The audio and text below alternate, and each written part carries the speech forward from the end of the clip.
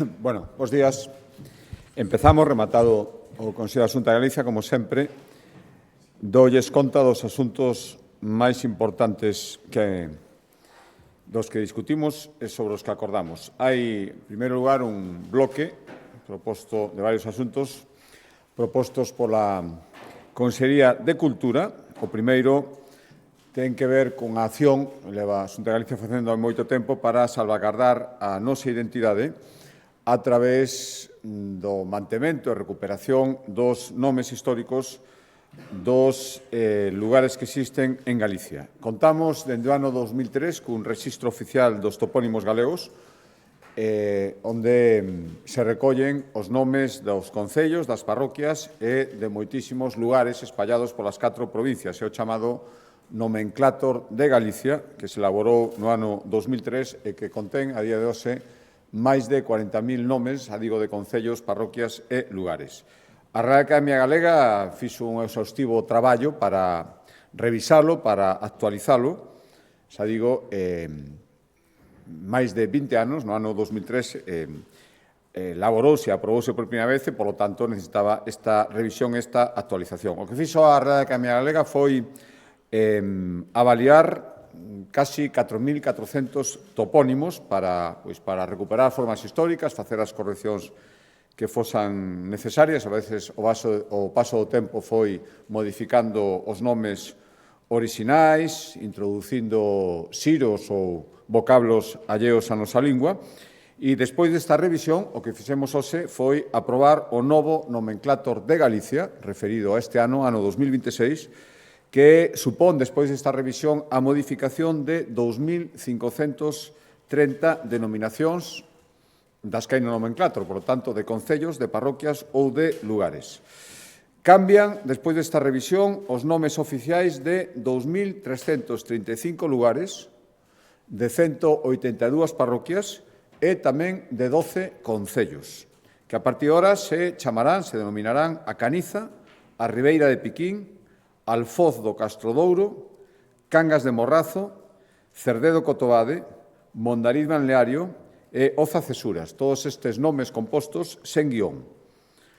Tamén se modifican e a partir de ahora se denominarán o Campo Lameiro, o Castro de Caldelas, o Porto do Son, o Ríos e Pastoriza. Incorporáronse, ademais, 1.655 nomes de lugares, de xeito que o nomenclátor a día de hoxe aumentou, estaba por algo máis de 40.000 e agora son casi 43.000 os rexistros totais que ten. Hai que decir que todos estes cambios de nome foron decididos despois de un amplio estudio da Real Academia Galega e, no caso dos concellos, consensuados cos concellos afectados despois dunha fase de diálogo. Outro acordo en materia de cultura, este acordo está dirixido a seguir divulgando o patrimonio artístico galego dos nosos artistas máis senlleiros, os que teñen moita sona máis aló das nosas fronteiras, como é o caso da obra de Manolo Paz, que é un dos escultores galegos máis singulares, traballa principalmente con materias industriais, formigón, metal, un artista moi nomeado con obra en moitas partes do mundo, con pezas que forman parte da paisaxe urbana, por suposto aquí en Galicia, pois, por exemplo, fronte a Torre de Hércules, a familia de Menguires, pero tamén en outros moitos sitios de Galicia, de toda España, en Bruselas, en Xapón, en América, e, por tanto, hoxe acordamos colaborar coa súa fundación, coa Fundación Manolo Paz, Arte Contemporánea, para levar a exposición chamada A distancia que nos une a Nova York. Achegamos o 70% do custe total, 180.000 euros, o resto aporta a Fundación, e levaremos as súas pezas máis icónicas para instalalas nos sitios máis icónicos tamén da cidade de Nova York durante o mes de abril, e isto tamén será un homenaxe aos anos de formación que Manolo Paz pasou nesta cidade. Por lo tanto, esta exposición xa se fixo en Madrid, nos lugares máis emblemáticos e máis céntricos de Madrid, e agora a intención e facer o mesmo en Nova York, que ademais que sexa un prólegómeno da actividade cultural que empeza xa con intensidade con motivo do Xacobeo do ano que ven. A actividade internacional nun dos países, ademais, que agora mesmo, un dos máis o país con máis presencia de peregrinos estranxeiros en cifras do ano pasado, Estados Unidos. Outro acordo en materia de cultura, hoxe aprobamos declarar un novo ben de interés cultural, un novo BIC. Declárase ben de interés cultural o conxunto de 81 covas e adegas de Seadur, no concello ourensán de Larouco. É un núcleo de edificacións tradicionais que se mantén casi intacto desde a súa orixen, moitos centos de anos, instalacións moi arraigadas na comarca de Valdeorras, son un bo exemplo de espazo sostible e perfectamente integrado na paisaxe, utilizado para a conservación do viño que ali se elabora. Con esta declaración de BIC son 795 os declarados en Galicia. Cambio de asunto, de consellería, un bloque de medio ambiente que ten que ver coas pasos que seguimos dando en desenvolvemento da Lei de Ordenación do Litoral. O primeiro refírese ao chamado catálogo de bens do litoral, que era unha das disposicións, unha das obrigas que establecía como de necesaria elaboración a Lei de Ordenación e Xestión Integrada do Litoral. Esta lei decía que había que elaborar un catálogo dos bens de valor cultural que había no noso litoral e, polo tanto, isto foi o que fixemos logo dun traballo tamén de campo exhaustivo polos 86 concellos costeiros de Galicia e de ter lugar as casi 150, de ter en conta as casi 150 achegas que recibimos na fase de consulta pública. Hoxe o Consello aprobou o catálogo de bens de valor cultural do litoral, que identifica máis de 2.000 construcións que será necesario a partir de agora, despois desta catalogación, protexer e conservar. Estamos falando de faros, antiguas fábricas relacionadas coa actividade marítima, salgadura, tratamento e elaboración de peixes, de conservas de peixe, conserveiras, muiños, ata máis de 2.000. 988 están na provincia da Coruña, 835 na de Pontevedra e 180 na provincia de Lugo. E a razón da inclusión deste catálogo, os valores a preservar, teñen que ver a maioría co seu valor arquitectónico, despois tamén varias polo seu valor arqueolóxico, sigue valor etnográfico, valor industrial ou valor artístico. E máis da metade dos bens inventariados, concretamente 1041, vai ser posible solicitar un cambio de uso para darlle unha segunda vida sempre que se garantan as parámetros de protección que se establecen no catálogo, é dicir, poderán ter unha segunda vida, pois algo máis da metade, 1041. O resto, por diversas razóns, terán que ser conservados, pero sin poder darlles outro uso. O catálogo é unha ferramenta viva na que poderán incluírse periódicamente novos bens, é dicir, será obxecto de actualización e revisión. En todo caso, esta inclusión supón un reforzamento da protección destas edificacións.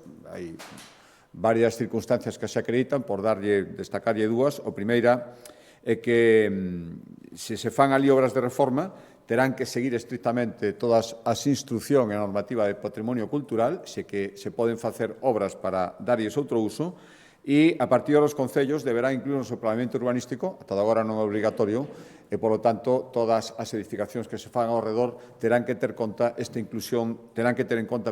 a inclusión destes bens no novo catálogo de bens culturais situados no litoral. Decía que eran dous acordos relacionados con o desenvolvemento da lei. O segundo ten que ver cos traballos que a Xunta de Galicia está executando e ultimando para ter a disposición esa senda do litoral que permitirá percorrer polo litoral de xeito seguro e desfrutando en todo momento das vistas os 1.300 kilómetros que separan Ribadeo de Tui. Este camiño, esta senda litoral, vai estar dividida en 53 etapas, afectará 79 concellos costeiros e hai que decir que ao redor do 90% do trazado non implica obras adicionais, porque xa estaba realizado ese trazado anteriormente, é dicir, que de xeito fragmentado. Sí que hai que facer obras en algo máis do 10% restante, xa se están facendo, o importe está en torno, non chega aos 2 millóns de euros. E o que fixemos hoxe, pois estas obras se están realizando, é licitar os traballos de sinalización das etapas que conforman o camiño do litoral. Foi o que aprobamos, a licitación destes traballos van ser 190.000 euros para facer sinais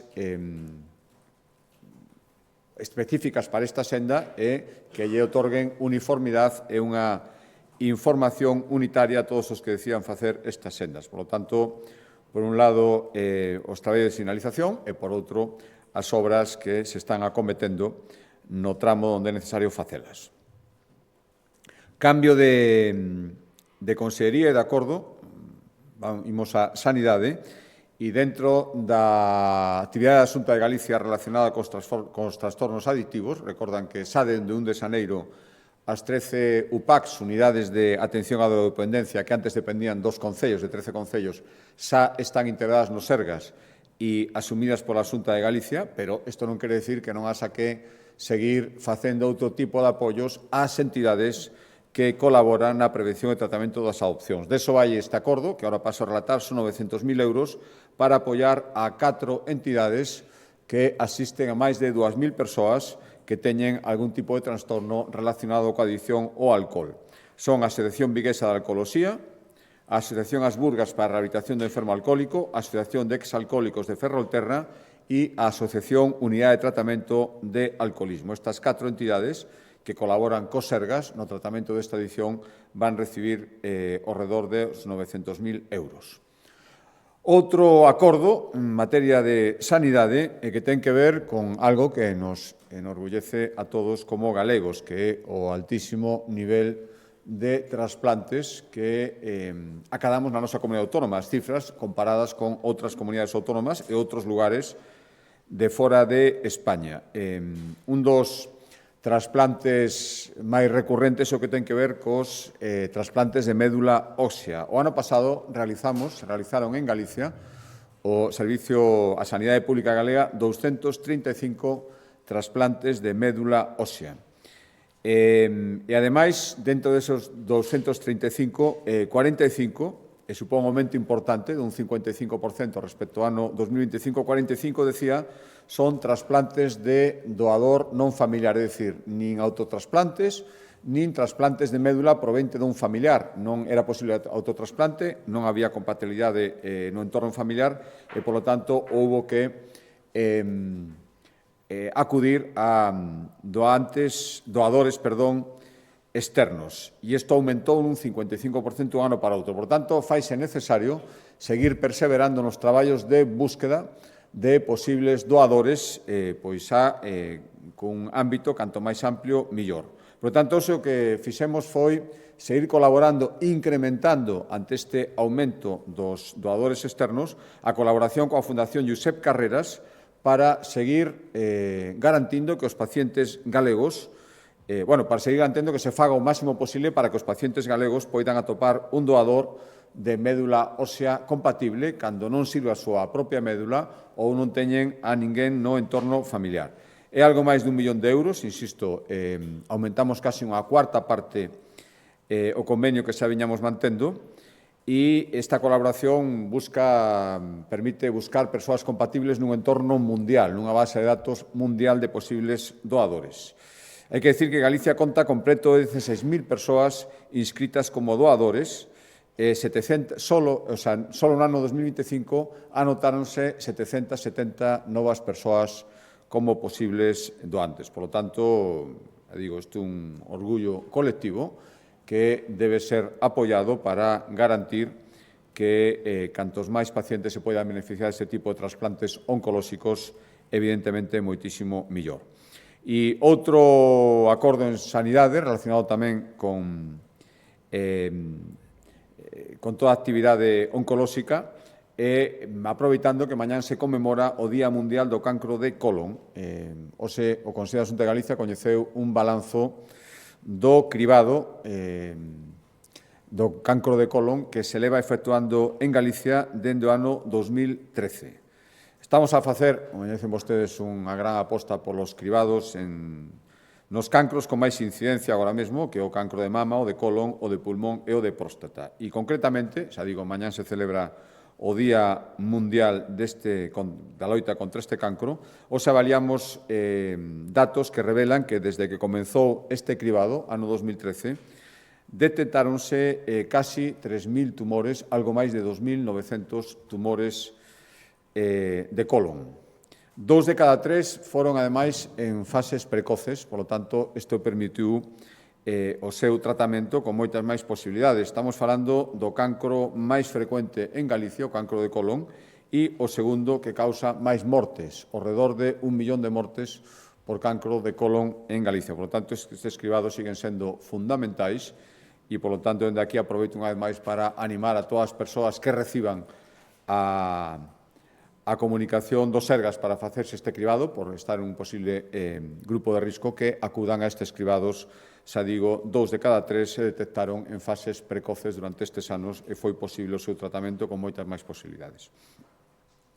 Cambio de Consellería de Acordo, Consellería de Emprego, dentro das súas competencias en materia de inmigración, hoxe acordamos convocar 2 programas para que 140 mozos galegos do exterior, é dicir, galegos que viven no exterior noutros países, pasen estadías en Galicia e isto lles permita coñecernos, conectar coa cultura e co territorio dos seus antergos e, polo tanto, seguir estreitando vínculos. Destinamos a estas axudas 450.000 euros.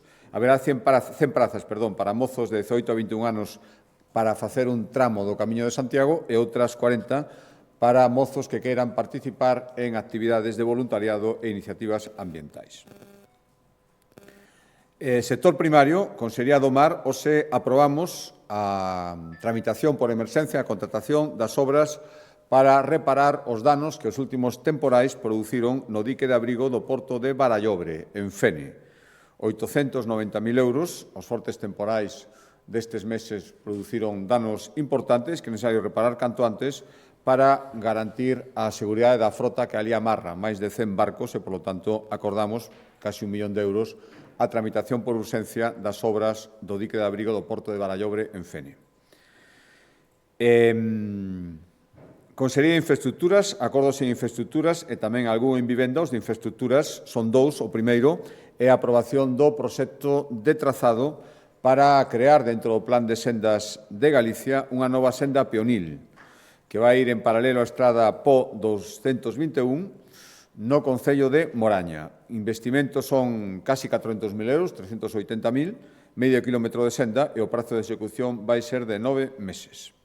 E outro acordo en materia de infraestructura, dándolle continuidade aos que fomos tomando en consellos anteriores dentro do plan de conservación da rede viaria autonómica galega, 5.500 kilómetros, tomamos a acordos de conservación respecto ás estradas en concellos da Coruña e de Lugo, e hoxe aprobamos licitar por algo máis de 7 millóns de euros a mellora e conservación de 8 estradas en 7 concellos da provincia de Pontevedra. 34 kilómetros en estradas autonómicas no concello de Vigo, 34 kilómetros en total nos concellos de Vigo, Redondela, Nigrán, Salvaterra, Lalín, Dozón e Rodeiro. E, como nos casos das provincias anteriores, non só é para rehabilitar desperfecto, rehabilitar firme, senón tamén para mellorar a seguridade viaria, viondas, sinalización onde sexa necesario para ter un axeitado estado de conservación. Consellería de... Perdón un momentito. No, dicir, os outros 2 acordos desta consellería, xa por non ir cambiando de consellería máis veces, decía que eran 2 en materia de infraestructuras e 2 en materia de vivenda. O primeiro, seguindo co compromiso de chegar a esas 4.000 vivendas nestes 4 anos e centrando os esforzos especialmente nas cidades, volve a tocar a cidade de Vigo, donde queremos facer 1.600 novas vivendas no barrio de San Paio de Navia.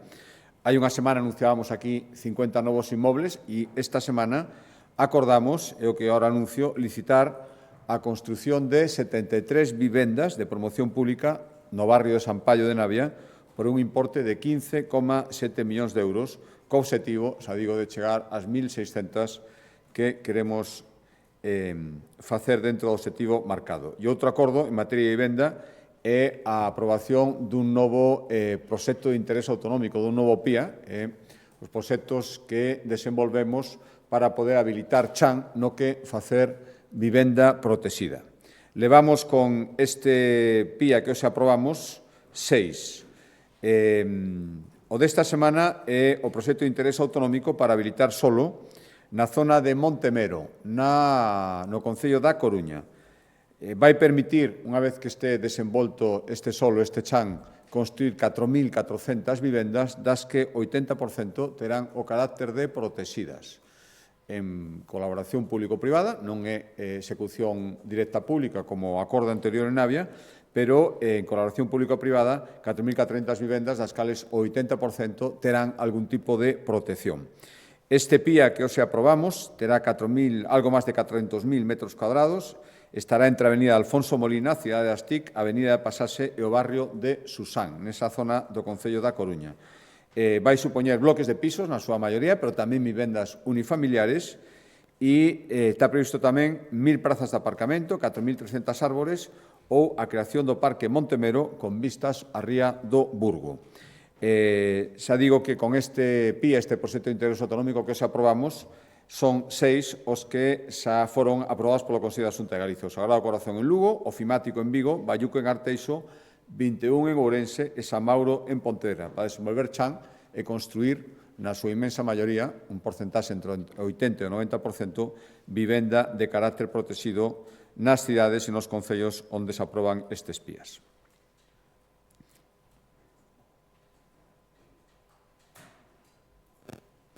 Acordo de medio rural, dentro da parte final da execución, está rematando o período económico na Unión Europea, e o que se estendía hasta este ano, unha das súas partes máis importantes son os fondos da política agraria común. Por iso agora seguimos reclamando que no novo período estes fondos non disminuyan. Son fundamentais para modernizar o noso agro, para o relevo xeracional, circunstancias que vostedes xa coñecen, e xa digo que estamos na parte final da súa execución e a normativa europea da política agraria común permite, cando hai un sobrante que algunha comunidade autónoma non foi capaz de executar, que as comunidades autónomas con maior execución absorban eses fondos. Este é o caso deste acordo.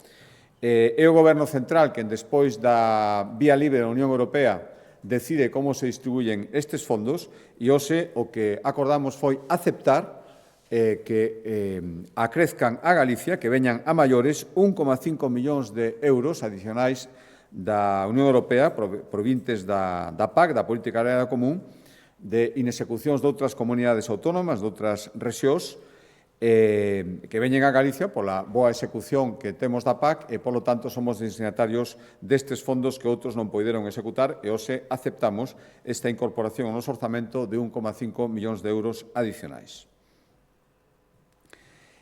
Cambio de consellería. A Consellería de Economía, dende hai un tempo, iniciamos unha experiencia novedosa naquel momento, hai 5 anos, era unha liña de axudas para promover a construción dos chamados espazos industriais de uso compartido, que son aqueles lugares de carácter industrial que se idean e se construyen para ser compartidos entre varias industrias, sobre todo PEMES, pequenas e medianas industrias, que terían moi difícil poder dispoñer destes espacios se tuveran que asumilos individualmente.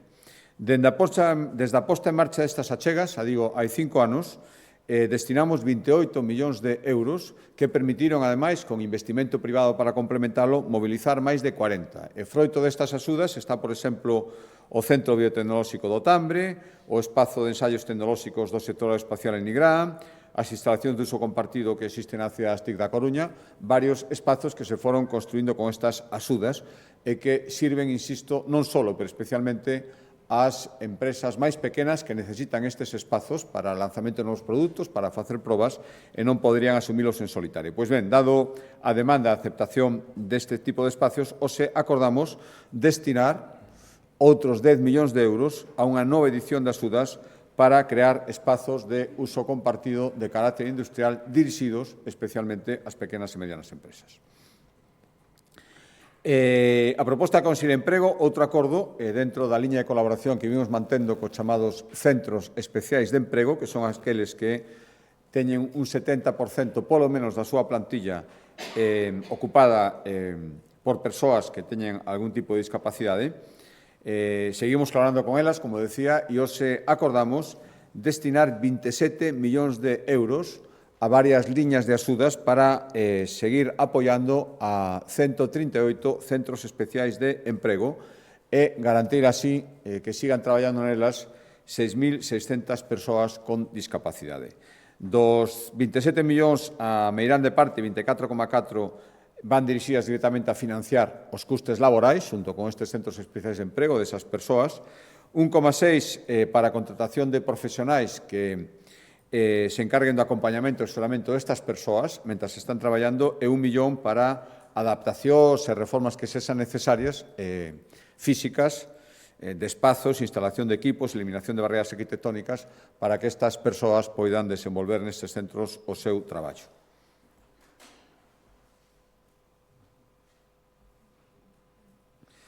E último acordo que explicaba o Consello de Facenda, perdón, porque decía que só había 2 acordos en materia de vivenda, había 3, non me dera conta, perdón. O último son 2 millóns de euros que a Xunta de Galicia vai adicar en 2 liñas de axuda diferentes para axudar os cidadáns ou ben a mercar unha vivenda protexida, que teña carácter de protegido, pero que queira mercar, se cumplen, por suposto, os parámetros de renda, terán unha axuda da Xunta de Galicia 1,5 millóns de euros en total para que estas persoas que cumplan os parámetros poidan comprarse esa vivenda protexida. As axudas poden chegar ata 20.000 euros se está en algunha das 7 cidades galegas, se venda protexida, e ata 16.000, o precio menor, no resto dos concellos. Ese sería 1,5 millóns de euros. E o outro medio millón restante é para axudar as persoas que queiran comprar algún tipo de vivenda nos cascos históricos que existen en Galicia. A axuda será ata 10.800 euros, que pode chegar ata 15.000 se o que quere comprar a vivenda ten menos de 36 anos. En total, 2 millóns de euros, un pequeno empusón para aquelas persoas que ven ou ben decidan comprar unha vivenda protexida ou queiran comprar unha vivenda nun casco histórico. Decía o último acordo que explicará o Conselleiro de Facenda ten que ver co compromiso anunciado na última sesión de control no Parlamento respecto ao plan e tamén no último Consello da Xunta de Galicia respecto do plan específico das medidas que poría en marcha a Xunta de Galicia para atender os sectores que están experimentando neste momento máis dificultades e as familias máis vulnerables por as consecuencias da guerra en Oriente Medio. Hoxe aprobamos activar un plan de algo máis de 157 millóns de euros para atender a estes colectivos. O desglose sería, ahora explicar ao conselleiro, 62 millóns en préstamos do IGAPE para garantir que as empresas teñan liquidez e poidan continuar coa súa actividade, as máis afectadas polo conflito, as que máis interactúan con esa zona, 45 millóns dirixidas a axudas específicas para o sector primario, pesqueiro e agrario, e algo máis de 23 millóns de euros para reforzar medidas sociais para as persoas máis vulnerables e, polo tanto, que poden ter máis dificultades nesta situación. A isto, recordo que engadir o máis de 120 millóns de euros que as arcas autonómicas deixarán de ingresar co plan anunciado polo Goberno Central hai algo máis de unha semana. Dou a palabra ao conselleiro para que o explique máis polo miúdo.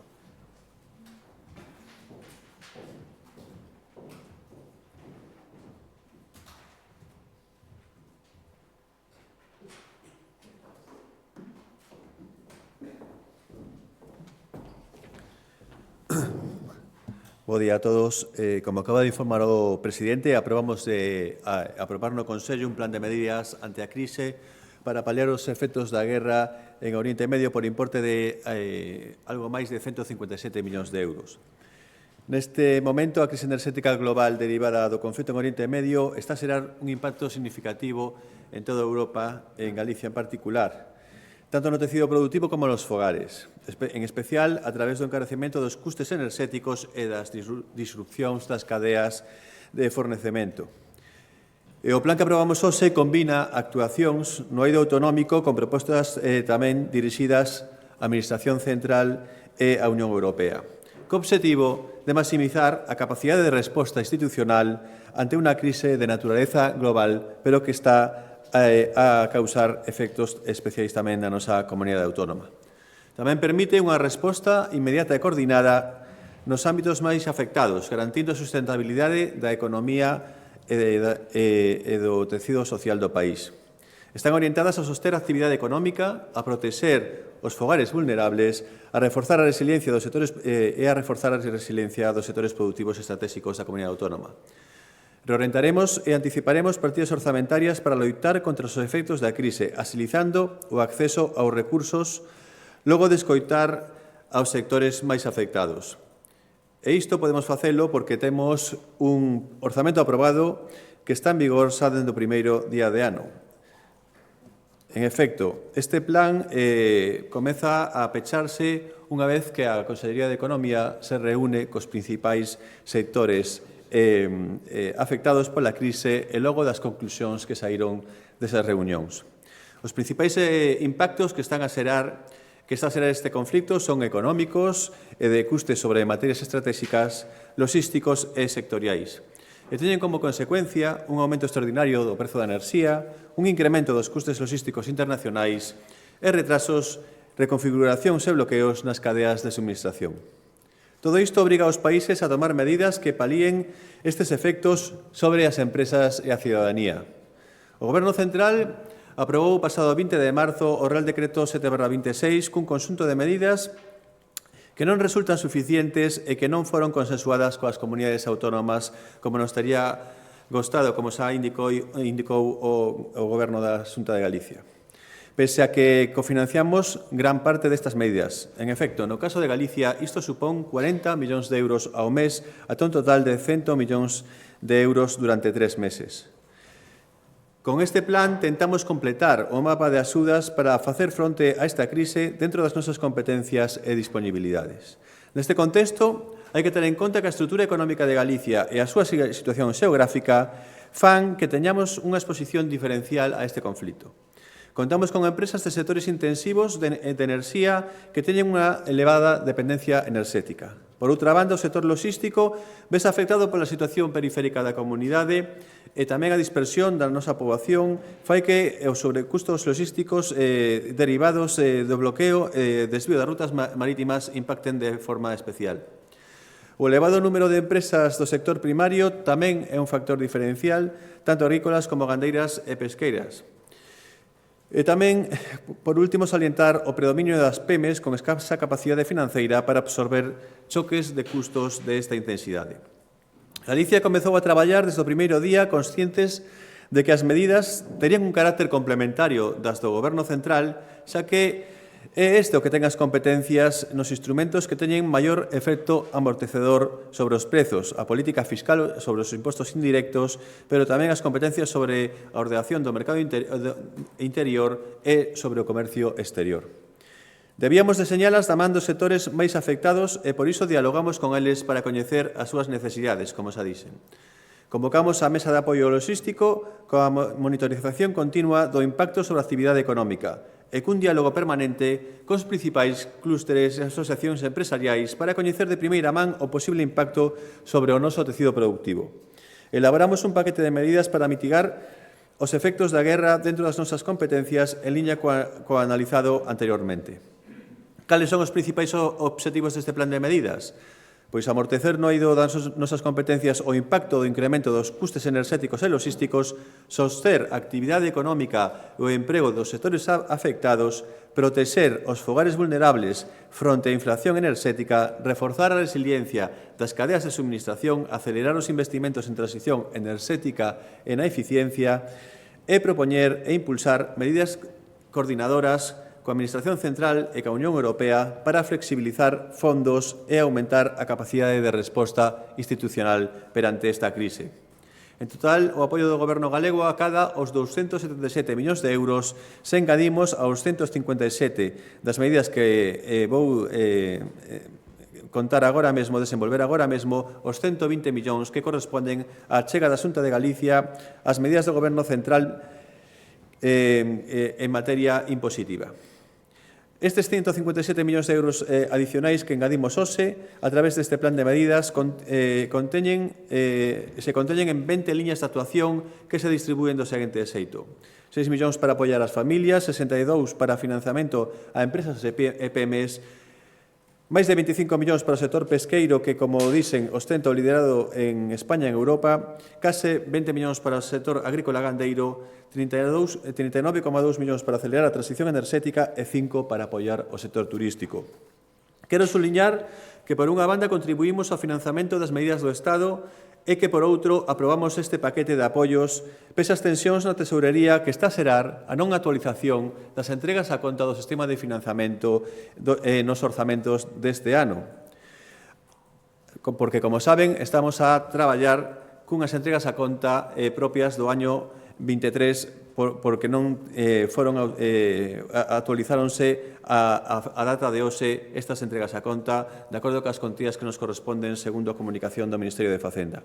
Algo que está a provocar que cada mes recibamos 183 millóns de euros menos do que nos corresponde, cuns gastos en xuros para cubrir este desfase de tesourería de case 8 millóns de euros en termos anuais, case 8 millóns de euros e subindo, porque, como saben, a vos seguro os xuros incrementarán de aquí a finais de ano.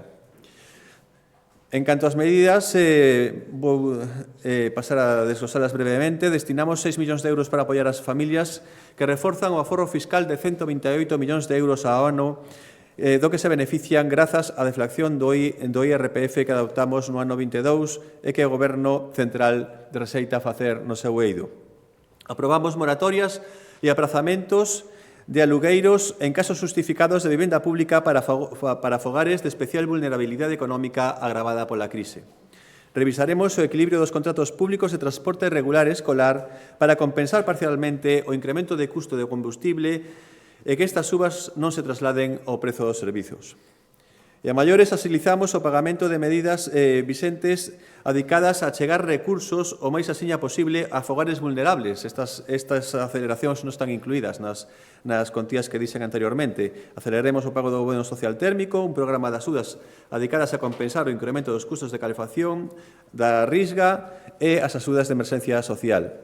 En canto ao apoio á liquidez e a actividade empresarial, recollemos unha medida de 62 millóns de euros para este ano vindeiro, reordenando as liñas de préstamos directos do IGAPE cara ás empresas afectadas por a inestabilidade internacional derivada do conflito en Oriente Medio.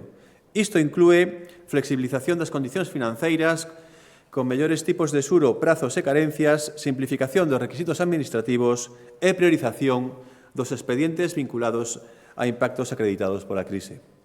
Deseñamos, ademais, un procedimento de tramitación acelerada que permitirá resolver os expedientes de financiamento empresarial nun prazo máximo de 10 días dende a súa solicitude.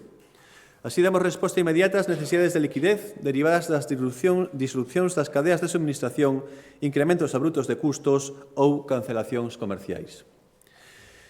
Temos tamén outras medidas sectoriais, como 4 liñas dotadas con 25,5 millóns de euros para que o sector pesqueiro galego fortaleza a súa posición de liderado. Para mellorar a súa eficiencia, apoiando a modernización das infraestructuras portuarias, actuacións en instalacións eléctricas, lonxas, sistemas de desembarque e logística portuaria que reduzan os custes operativos e melloren a competitividade do sector, ou para impulsar a renovación tecnolóxica do sector mediante investimentos en digitalización, sistemas de monitorización e mellora de eficiencia enerxética co fin de modernizar o sector no seu conxunto, ou para apoiar a comercialización de produtos pesqueiros, reforzando o apoio ás empresas para que participen en eventos nacionais e internacionais que servan de escaparate para a promoción e venda dos seus produtos. Preto de 20 millóns de euros para axudar ao sector agrícola gandeiro, modernizando as explotacións mediante a incorporación de tecnoloxías de agricultura de precisión, maquinaria eficiente e sistemas de xestión digital que abaraten a estrutura de custes destas empresas, ou fortalecendo as cadeas de comercialización, a valorización do produto local, a trazabilidade e a diferenciación en mercados. Sobre eficiencia enerxética, máis de 32 millóns para apoiar a eficiencia enerxética na rehabilitación de vivendas. Intensificar as actuacións de aforro e eficiencia enerxética na administración pública, integrando máis entidades no contrato centralizado de Redesga a todos para a maioría dos asentes públicos, o que permitirá reducir custes estruturais. Tamén liberando recursos orzamentarios derivados desta medida e implementando outras medidas de eficiencia enerxética en edificios públicos e en grandes consumidores públicos. Mellorar a eficiencia enerxética en 19 estacións de autobuses para acadar unha cualificación enerxética mínima de clase D, reducindo os custes de explotación e blindando o servicio público. fomentando a eficiencia enerxética no sector turístico, financiando accións de climatización, illamento, iluminación ou autoconsumo de establecementos turísticos para reducir os seus custes operativos e mellorar a sustentabilidade do sector. E impulsando o autoconsumo colectivo en polígonos empresariais para chegar a xeración de enerxía eléctrica, fotovoltaica e eólica de pequena escala e sistemas de almacenamento a puntos de consumo masivo como son os polígonos industriais, permitindo que as empresas compartan custos e beneficios en instalacións comúns. Por último, tamén fomentando a constitución de comunidades enerxéticas, fomentando a autosuficiencia enerxética, o que debe permitir que grupos de veciños, PEMES e entidades locais poidan asociarse para xerar e consumir a súa propia enerxía de xeito eficiente. Finalmente, queremos aproveitar a oportunidade que este conflito xera para atraer turistas que buscan novos destinos polo peche das rutas en Oriente Próximo, promocionando o destino Galicia con actuacións ás que adicademos 5 millóns de euros. A crise é excepcional e as medidas que se adopten tamén deben selo. Por iso, no Goberno galego non só tomamos medidas no eido da nosa competencia, senón que queremos aumentar a capacidade de resposta de todas as administracións, propoñendo medidas a adoptar tanto polo Goberno central como a Unión Europea. Entre as medidas que reclamamos ao Goberno central está que se acorden coas comunidades autónomas a distribución do custe desos menores ingresos fiscais derivados das rebaixas tributarias, a flexibilización da regla de gasto e as regras fiscais de custe nos custes das medidas deste plan e as que se poidan engadir se empeorase a situación. É que se aprobe un Real Decreto Lei que permita de xeito transitorio excepcional unha revisión dos prezos dos contratos públicos para evitar unha paralización das obras públicas e tamén para que se revisen os prazos pechados en convocatorias ou en comisións sectoriais coa Administración Xeral do Estado que se poida ver afectado por esta subida abrupta de prezos. No marco das relacións coa Unión Europea, lle pedimos á Administración Central que solicite a flexibilización da execución do mecanismo de recuperación e resiliencia para reorientar fondos a medidas anticrise, garantindo o cumprimento dos obxectivos establecidos do Plan de Recuperación, Transformación e Resiliencia, propoñendo adicar os remanentes a dispor para reforzar especialmente as liñas de eficiencia enerxética, autoconsumo, almacenamento, electrificación e apoio temporal a fogares e aos sectores máis expostos. Tamén lle solicitamos que exixa a flexibilización dos fondos de xestión compartida, o FEDER, o Fondo Social Europeo, o Fondo de Transición Xusta, o FEMPA e o FEADER, facilitando reprogramacións áxiles dos programas co fin de intensificar as actuacións anticrise en distintos eidos estratégicos.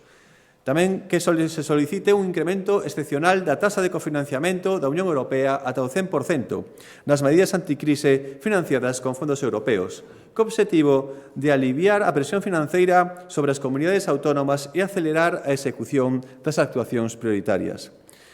E tamén o establecimiento dun marco excepcional de axudas de Estado que permita unha maior intensidade de apoio aos sectores máis afectados pola crise que así o precisen. Por outra banda, tamén reclamaremos directamente á Unión Europea máis flexibilidade e apoio fronte a esta crise enerxética e logística. A Xunta defenderá ante a Unión Europea un paquete de medidas extraordinarias para protexer as familias e as empresas e os sectores produtivos frente ao impacto económico da crise de Oriente Próximo. Queremos unha resposta europea á altura dunha situación internacional excepcional, con 3 prioridades claras: a flexibilidade, a protección e o investimento. Flexibilidade nos programas operativos que cofinanciamos, reprogramando e adaptando con rapidez, que se permita reprogramar e adaptar con rapidez os fondos do mecanismo de recuperación, os fondos de cohesión e os fondos sectoriais para destinalos a medidas urxentes fronte ao impacto da crise enerxética.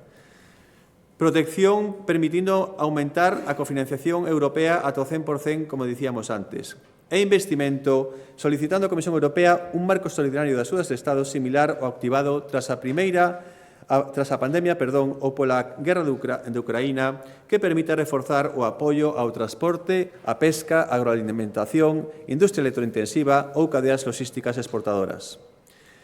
Xa que se a crise é excepcional, as regras de apoio tamén deben ser excepcionais e as empresas galegas precisan de apoio real e inmediato.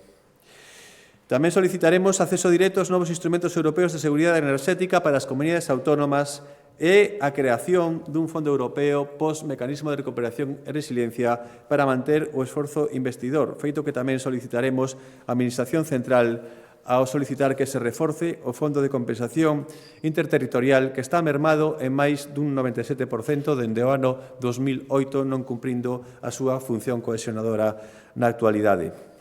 Finalmente, quero salientar que esta é unha primeira rolda de medidas dinámica e adaptada á evolución do contexto internacional e das que realizaremos un seguimento continuado con informes trimestrais e unha avaliación a través de indicadores de execución.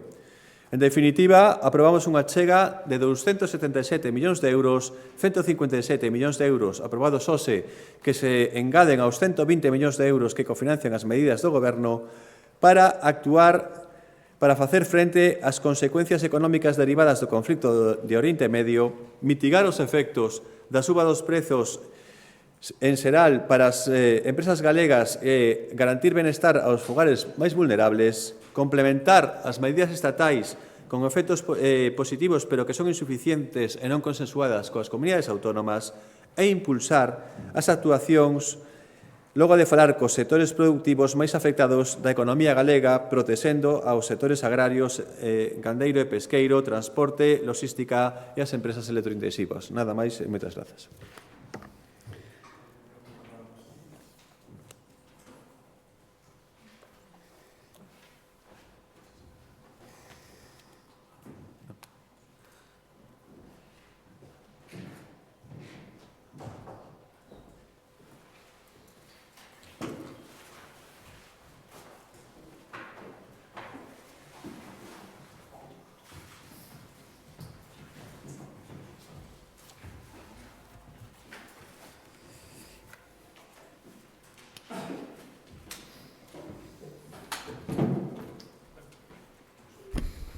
Alteramos a orde habitual. Moi boas, presidente.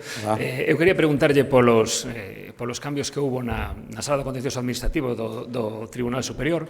Quería saber que lle parecían, se estaba de acordo ou a gusto con estes cambios. Digo porque quería saber tamén en que medida cree que puido ter afectado a esta decisión as críticas, por veces realmente duras, que saíron tanto da Xunta como do Partido Popular con respecto ao papel e as sentenzas do xuiz Villares.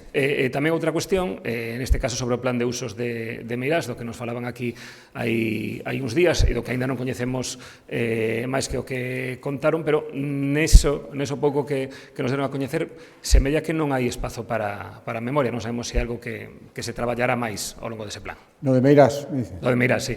Graciñas. Sí, bueno, a primeira pregunta,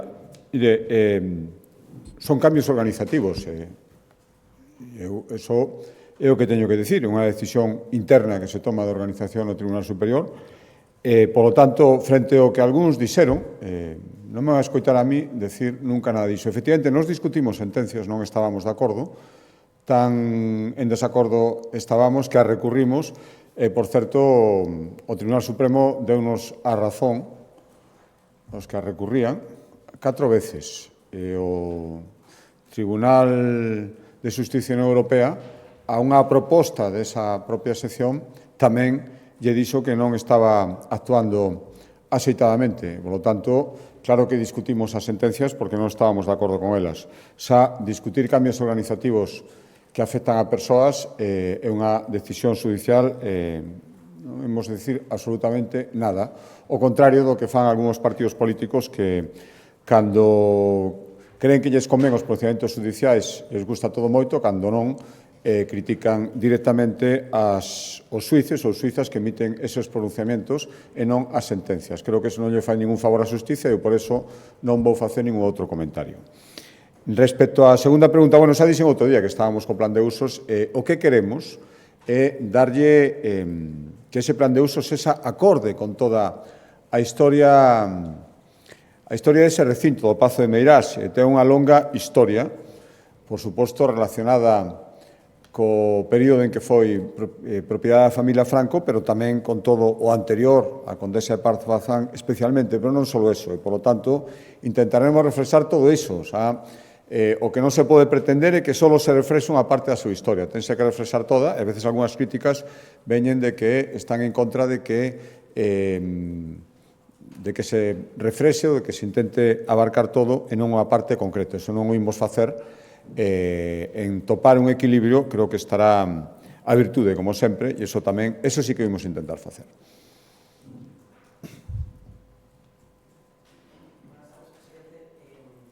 Preguntarle por su valoración sobre el retraso del Gobierno central en la creación de la comisión que tiene que activar los incentivos fiscales para las empresas privadas del Xacobeo.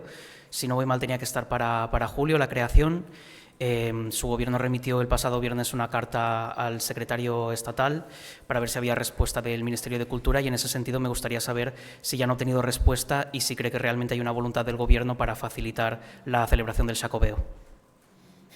Bueno, non obtivemos resposta todavía. A verdade é que esa carta foi casi unha chamada de desesperación, non é a palabra, pero unha chamada casi dicindo que estamos no tempo límite.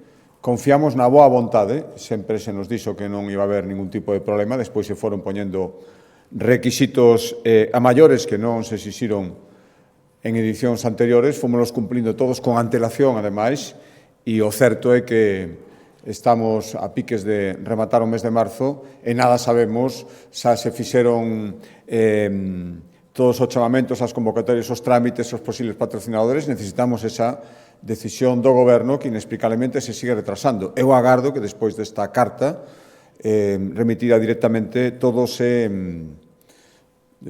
acelere, todo se faga como se ten que facer. O Goberno ten ferramentas, pensamos, porque analizamos aquí do punto de vista técnico, sobradas para poder poñer en marcha todos os beneficios fiscais relacionados co Xacobeo sin necesidade de esperar a máis trámites. Agardamos que o faga, non pretendemos discutir, pretendemos que se tomen canto antes estas decisións, porque xa se está poñendo en serio perigo a posibilidade de algúns patrocinios se non se toman estas decisións. Retomando a pregunta que facía antes o compañeiro do Tribunal Superior de Xusticia de Galicia, é certo que a Xunta recurreu algunhas decisións e que lle deron a razón no Supremo, en Europa, pero hai moitas outras que non. Quero dicir, asume a Xunta algún tipo de responsabilidade política polo alto número de parques que se paralizaron no Tribunal Superior de Xusticia de Galicia? Gracias.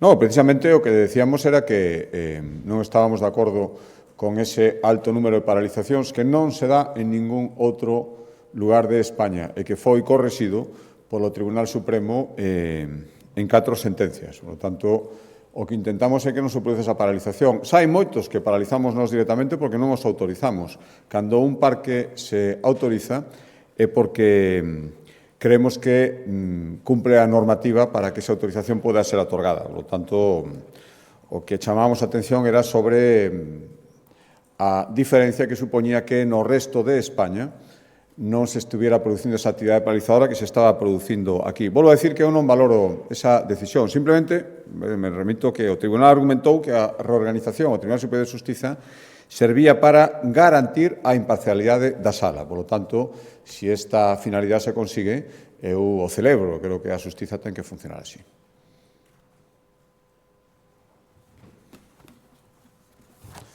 Moi ben, pois moitas gracias.